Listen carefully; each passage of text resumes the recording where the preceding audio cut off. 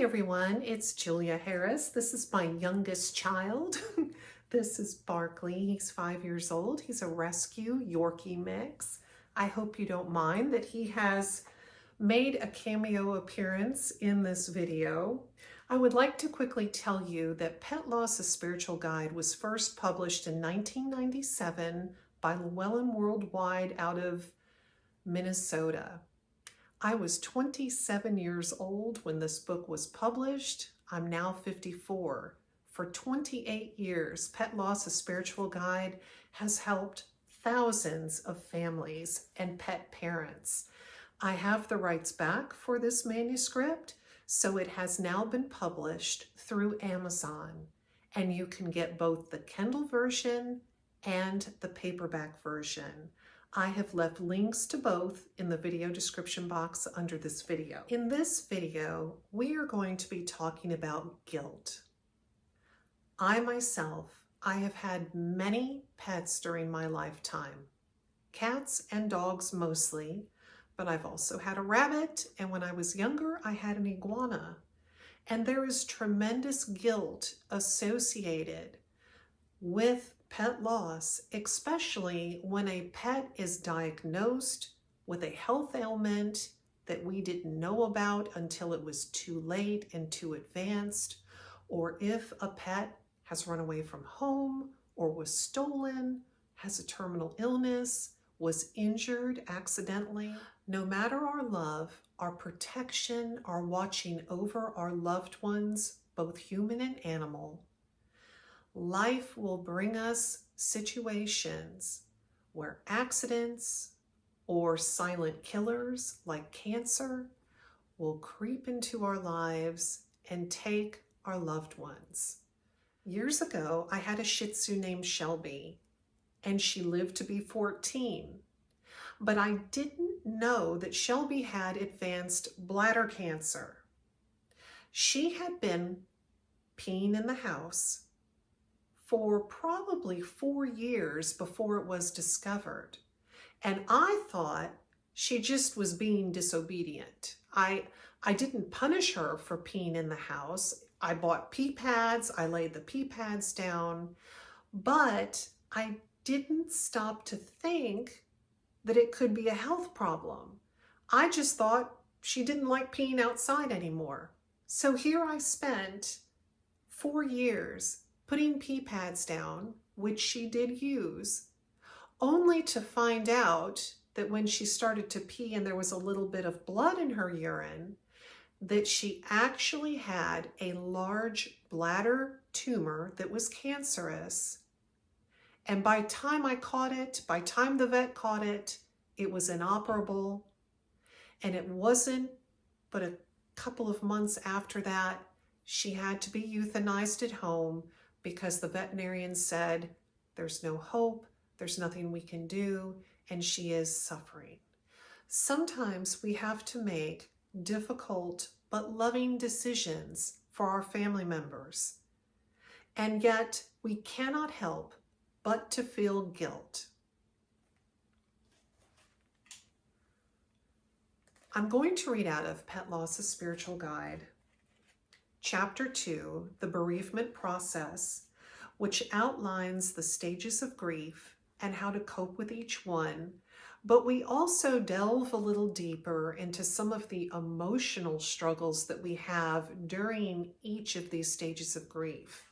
And guilt is a big one. So here we are on page 51, Guilt.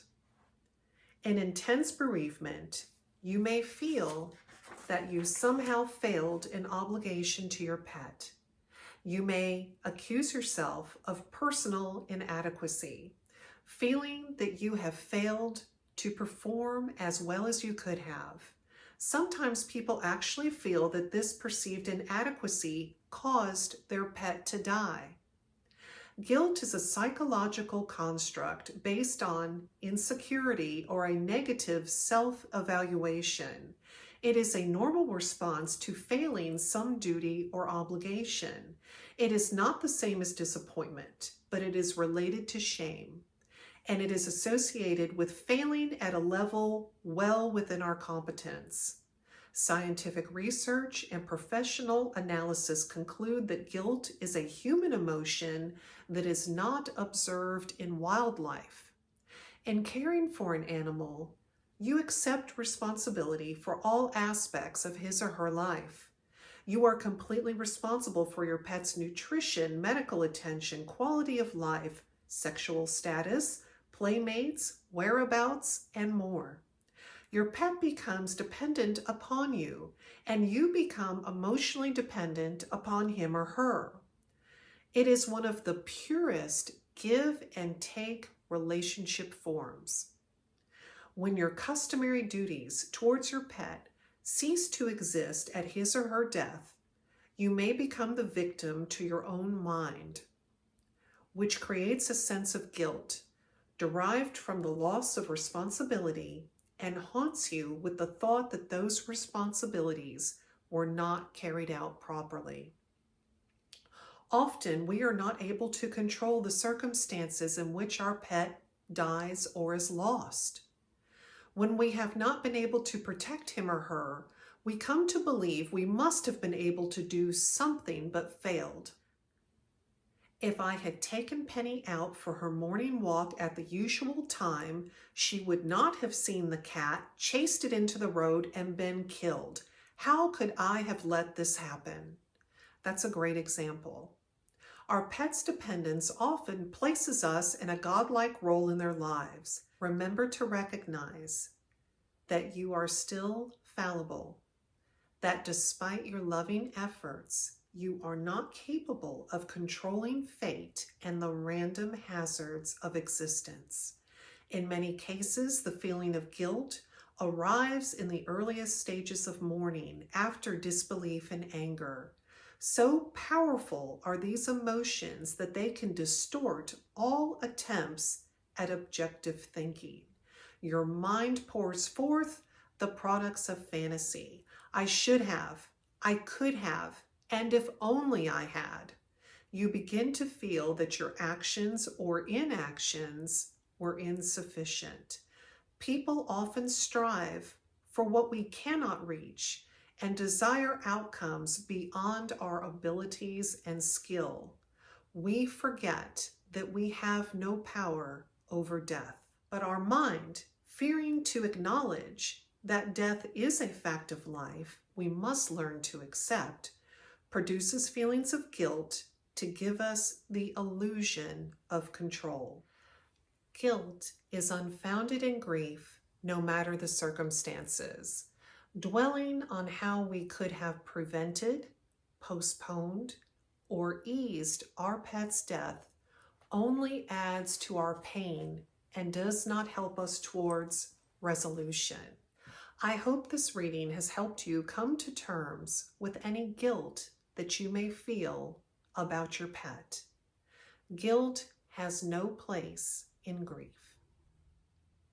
If you would like to read more, I have left the links to the Kindle version and the paperback version of Pet Loss, A Spiritual Guide. You'll find the Amazon links in the video description box under this video. Expand that text box, click on the Amazon.com product link. Thank you so much for watching.